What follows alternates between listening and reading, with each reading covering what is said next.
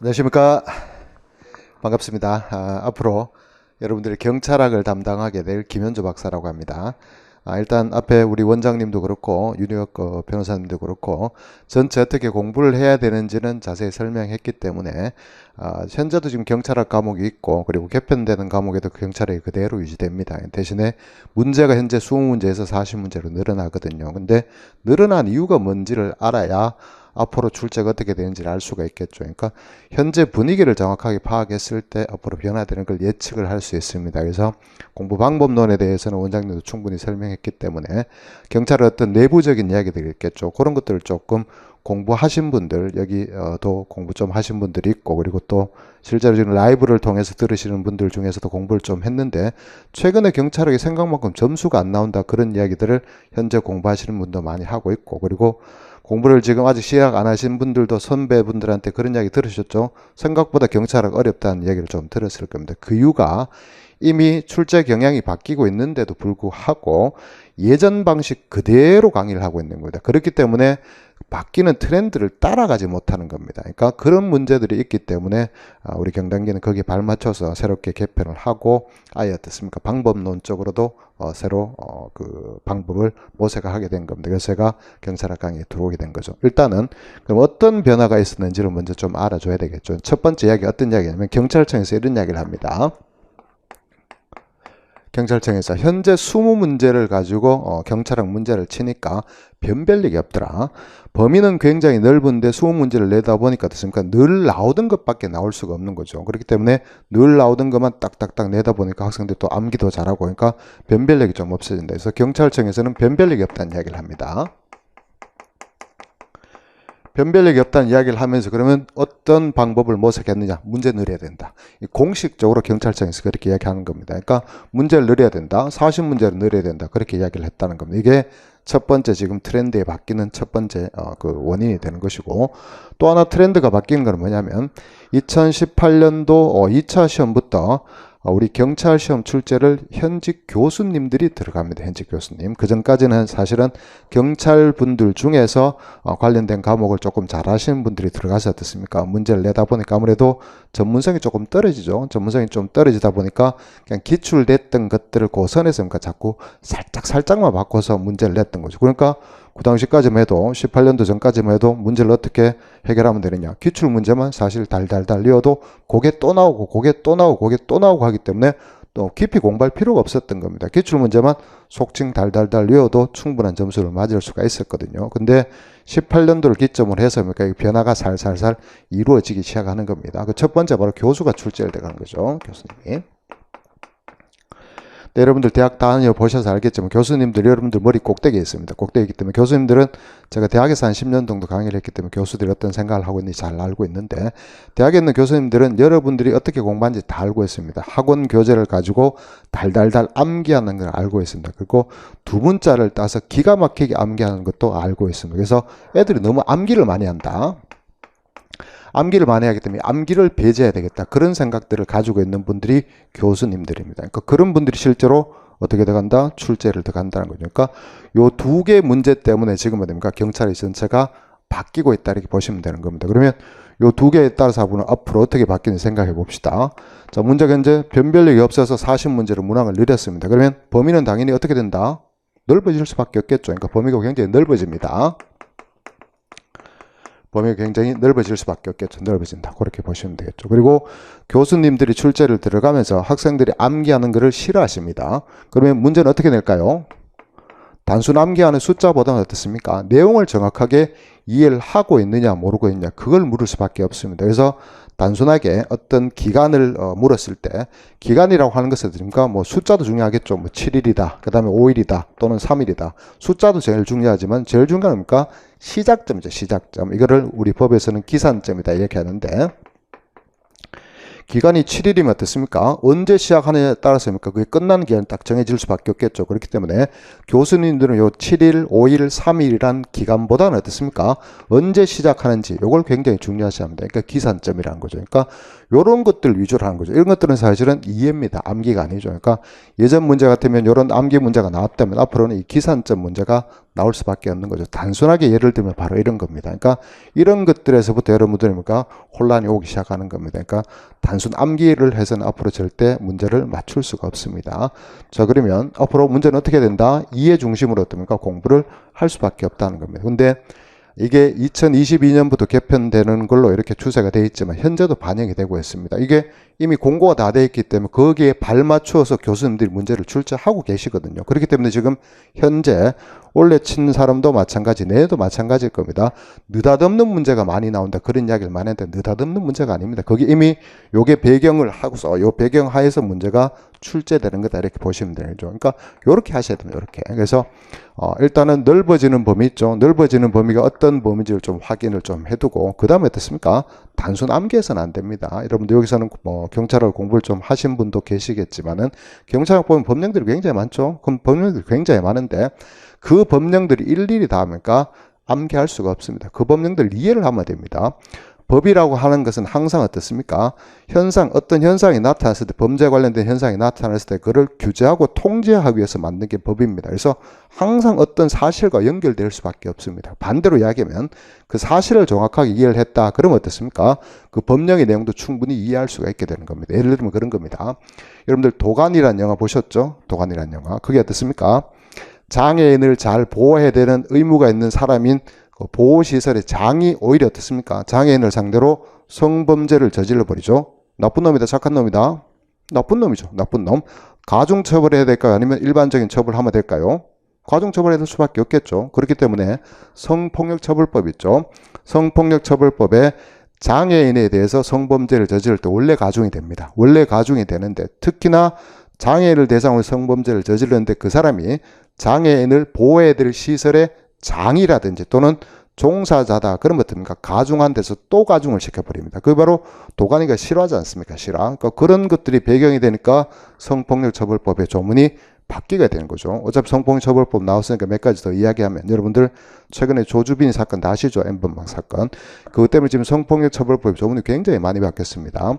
요놈들이 가장 재질이 나쁘다 하는 이유가 뭐냐면 성착취물을 딱 찍죠. 불법 촬영물을 딱 찍어놓고 그거를 유포식이 있다고 협박을 딱 하면서 그러니까 또 다른 어떻습니까? 강요 행위를 해버린 거죠. 그게 문제가 되는 거죠. 그러니까 그것도 굉장히 문제가 되고 있죠. 문제가 되었으니까 불법 촬영물을 이용해서 협박을 했다든지 또는 강요를 한 행위를 가중 처벌해야 될 필요가 있게 되는 거죠. 그렇기 때문에 또 성폭력처벌법에 그런 조문이 들어왔다는 겁니다. 그처럼 현상에서 어떤 일어나는 것들이 있겠죠. 경찰 관련된 것도 마찬가지입니다. 조직에 관련된 것든 또는 어떻습니까? 작용에 관련된 것든 어떤 경찰 조직을 운영하다 보니까 문제가 생기겠죠. 문제가 생기니까 법령을 바꾸게 되는 겁니다. 그러면 그 문제점을 정확하게 확인한다. 그러면 어떻습니까? 법령을 충분히 이해할 수 있는 거죠. 근데도 불구하고 그 수많은 법령이 있죠. 대충 헤아리 봐도 경찰학 관련된 법령이 한 4, 50개 이상 안 됩니다. 4, 50개. 그걸 다 외울 수가 없습니다. 외울 수가 없기 때문에 이해를 하고 그렇게 하다 보면 어떻습니까? 물론 이해하는 데는 시간이 걸립니다. 시간이 걸리지만 이해를 한번 제대로 하고 나면 그 다음에 어떻습니까? 내 머릿속에서 사라지지 않습니다. 단순 암기했는 건 휘발됩니다. 휘발되지만 이해를 했는 거는 각인이라는 표현 아시죠? 여러분들? 머리에 새겨지는 겁니다. 그렇기 때문에 이해 중심으로 할 수밖에 없습니다. 그래서 지금 현재까지의 경찰학에 관련된 거의 모든 대부분의 학원 강의들이 대부분이 암기 위주로 되어 있습니다. 그냥 두 문자만 탁탁탁 재미있게 설명해주고 넘어가고 그렇게 되는데 추세는 그런 추세가 아니지 않습니까? 그러니까 학원 강의가 이 시험의 트렌드를 따라가지 못하는 그런 추세가 있는 겁니다. 그래서 우리 학원에서 어떤 결정을 내렸냐면 전문가 두 사람이 있죠. 전문가 두 사람이 기본적으로 이거를 담당하는 게 맞겠다. 그렇게 해서 법학을 전공했는 법학 박사인 저하고 그리고 아까 원장님 잠깐 설명했던 것처럼 경찰 학에는 경찰행정법 즉 경찰법학이 들어갑니다. 그 법학을 했습니까? 좀 강조를 해야겠다 싶어서 경찰법을 현재 강의하시는 이유진 교수님이 계십니다. 그분하고 저 둘이서 팀 티칭을 해서 아예 어떻습니까? 전문성을 살려서 두 사람이 나눠서 강의를 하도록 그렇게 되어 있다는 겁니다. 그게 이 강의 앞으로 트렌드고 그리고 기본적인 공부 방법을 아까 원장님 설명하신 대로 그렇게 전체 스케줄을 잡아가면서 그렇게 하면 되는 겁니다. 그런 정도로 이해를 좀 하시고 하나만 더 설명한다 그러면 지금 내용적으로 있죠. 지금 여기도 공부 좀 하신 분들이 있는 것 같아서 내용적으로 어떤 것들이 늘어나는지를 잠깐 설명을 좀 드리겠습니다. 그래서 요거는 처음 공부하시는 분들은 그냥 들어보시면 되는데 경찰이 어떻게 구성되어 있냐 그러면 어떤 책이든지 간에 제일 첫 페이지는 어떻습니까? 의 이런 게 나오지 않습니까? 그러니까 경찰도 마찬가지입니다. 뭐 실질적 의미의 경찰이니 또 형식적 의미의 경찰이니 그런 아주 고리타분한 기초 이론들이 제일 먼저 나옵니다. 그래서 첫 번째 바로 경찰의 기초 이론이라는 부분이 있습니다. 이 부분이 나오고 나면 항상 두 번째는 역사가 나오죠. 역사가 나오기 때문에 한국 경찰사가 나옵니다. 경찰사. 두 번째 파트가 바로 경찰사입니다. 여기에도 경찰사의 또 일환 중에 하나가 뭐냐면 우리나라 경찰 구조는 이런데 다른 나라 경찰 구조는 어떨까 또 그게 굉장히 궁금할 수밖에 없겠죠. 그래서 그걸 가지고 우리는 비교 경찰론이다 그렇게 얘기하는데 그게 같은 파트입니다. 같은 파트. 비교 경찰론이 이렇게 들어간다 이렇게 보시면 되고 세 번째가 우리 경찰 조직법, 경찰 작용법 그렇게 해서 뭐 경찰법도 있고 경찰 공무원법도 있고 그리고 그러니까 작용법이 대표적인 게 경찰관 직무집행법 줄여서 경직법이라는 게 있습니다. 그런 것들과 관련된 게 바로 옛날에는 경찰 법학이다 그렇게 이야기했는데 지금은 행정을 조금 강조를 합니다. 강조해서 이거를 경찰 행정학이다. 행정법이다 이렇게 하죠. 행정법. 그래서 요 파트가 한 파트 들어갑니다. 그 다음 파트가 뭡니까? 조직을 어떻게 관리할 것인지, 그 다음에 인력 관리를 어떻게 해야 될 것인지, 그 다음에 예산 관리를 또 어떻게 해야 될 것인지, 관리라는 게 달리 말하면 행정입니다. 행정. 그래서 그 다음 파트가 바로 경찰 행정학이 되는 거죠. 그 다음에 바로 경찰 행정학입니다. 행정은 이렇게 되죠. 이렇게 되고 그 다음 파트가 다섯 번째가 뭡니까? 분야별 활동입니다. 분야별 활동이라는 건 그러니까 강론이죠. 흔히 말하는 강론. 여기는 보면 수사 경찰들은 어떤 활동을 할지, 그리고 교통 경찰들은 어떤 활동을 할지, 그리고 경비 경찰, 외사 경찰, 보안 경찰들은 어떤 활동을 할지 그런 부분이 나옵니다. 나오는데 현재 책의 구조는 이게 총론이라 이렇게 되어 있죠. 총론. 그 다음에 얘가 뭡니까? 강론이라 이렇게 되어 있습니다. 강론. 이렇게 되어 있는데 기본적으로 그러니까 총론 강론 이렇게 구성되어 있어 페이지는 거의 비슷합니다. 비슷하지만 근데 출제는 어떻습니까? 여기에 지금 현재도 압도적으로 많이 나옵니다. 그래서 얘가 보통 한 11, 20문제인 현재도 11, 4, 5문제 나오고 얘가 한 5, 6문제 나오거든요. 근데 이거를 아예 비중을 픽스를 시켰습니다. 그러니까 2022년부터는 어떻게 나오냐? 얘가 30%입니다. 30%. 30% 나오죠. 30% 나오고 두 번째 얘가 뭡니까? 5%입니다. 5%. 그 다음에 경찰행정법 굉장히 강조를 하죠. 강조해서 이게 35%입니다. 35%. 35% 같으면 40문제 같으면 거의 뭡니까? 4, 3, 10에서 14문제 정도 여기 나오죠. 14문제니까 굉장히 많이 나오는 것도 많이 나오는 것도 그렇게 보시면 되고 얘가 한 15%입니다. 15%. 그 다음에 얘도 마찬가지 15% 이렇게 해서입니까? 100%를 만들었다 이렇게 보시면 되는데 현재 공부하시는 분들 중에 그러면 어떤 파트가 좀 추가될 것이냐고 했을 때 기초이론 파트 있겠죠. 기초이론 파트에서는 여러분들 아마 그 경찰들의 어떤 윤리를 강조하는 파트가 있습니다. 그 중에서 특히 부정청탁 금지법이라든지 이런 것들이 현재 시험 문제 주로 나오는데 그것뿐만 아니라 경찰의 일탈과 관련된 이론적인 파트들이 좀 있습니다. 우리 간단하게 배우죠. 작은 호의를 줬을 때 어떻게 대처해야 될 것이냐 그런 문제, 또 부패의 원인이 뭔지에 관해서 전체 구조가 문제인지 아니면 또 다른 개인적인 문제가 있는지 거기에 관해서 뭐 구조 원인설도 있고 전체 사회 가설도 있고 썩은 가설, 사과 가설도 있고 여러 가지 있는데 그런 부분들이 조금 더 세부적으로 나올 수밖에 없습니다. 그리고 뒷부분에 있는 우리 경찰 통제라든지 감찰 규칙에 관한 통제라든지 그리고 언론과 관련된 홍보 파트 있겠죠. 그런 파트들이 여기 전부 들어간다 이렇게 보시면 됩니다. 또 하나 중요한 파트가 뭐냐면 현재 대학에 계시는 교수님들은 우리 강론 파트죠. 강론 파트 첫 번째 바로 생활안전경찰학이 있는데 거기 보면 생뚱맞게 범죄 원인론이 들어가 있습니다. 범죄 원인론. 범죄 원인하고 대처행동 그렇게 해서 뭐 옛날에 롬브로자는 사람부터 어떻게 했고 저런 이야기들이 쭉 나오거든요. 근데 이게 여기 있을 이유가 없는 겁니다. 강론에. 강론이 있을 이유가 없기 때문에 현재 대학 교수님 그 총론 문제다 그렇게 이야기를 많이 하시고 실제로 대학 교재에는 강론이 아니라 총론에 그 분류를 해서 총론에서 가르치시는 분들도 굉장히 많습니다. 그래서 아마도 그 범죄 원인론 있죠. 범죄 원인론 파트가 아마 이쪽에 들어올 겁니다. 그렇게 해서 30%를 구성하는 그런 형태가 될 겁니다. 그렇게 좀 기억을 해 두시면 되고. 그 다음에 현재 경찰사 있겠죠. 경찰사인데 조선시대 경찰의 구조가 어떻게 되고 그 다음에 어떻습니까? 우리 일제강점기에 어떻게 되고 이런 문제가 있겠죠. 근데 이게 제일 중요한 건 뭘까요? 현 정부는 임시정부의 법통을 굉장히 강조합니다. 강조하기 때문에 자 원래 어떤 일을 했냐면 작년인가 올해인가 100년이죠. 임시정부 수립 100년이 됐기 때문에 그걸 기념하기 위해서 대한민국 임시정부 경찰이다. 그렇게 해서 임시정부 당시에 그러니까 경찰 활동들을 우리 경찰청에서 그러니까 자료조사를 했습니다. 역사적인 자료조사를 해서 그 자료가 무려 한 450페이지 되는 자료가 나왔습니다. 그러면 어떻습니까? 옛날 뭐 조선시대 경찰이 어떻고 저떻고 그게 나오겠습니까?